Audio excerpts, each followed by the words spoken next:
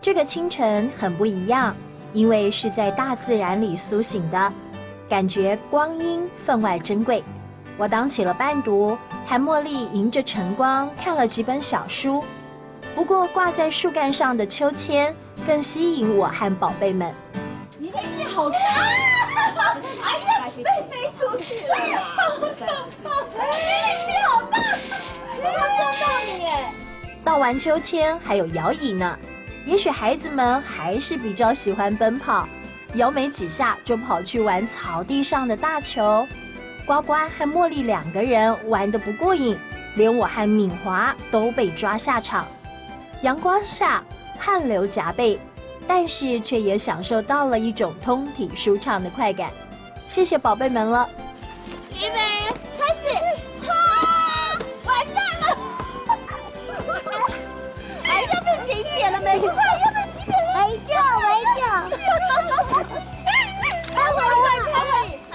好了，好，预备，加速，预备，1、2、3，起来！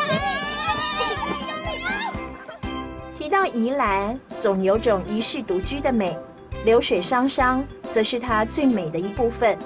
大礁溪就是宜兰河的发源地，沿着河岸漫步，强力的溪水施展魔法，不只是孩子们，连我和敏华都忍不住靠近。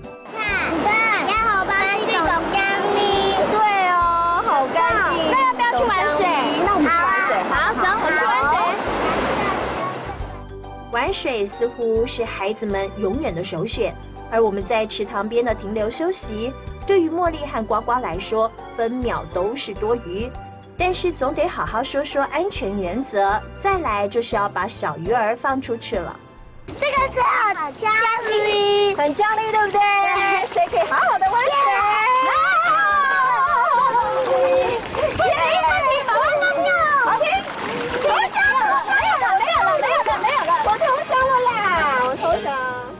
孩子的电力永远耗不完，索性就让他们尽情享受这属于孩子的欢乐。我和敏华趁着这深秋的暖阳，把自己交给这一片好山好水，放松心神，也聊聊女生贴心话。宝贝，你刚刚在干什么呀？在玩水。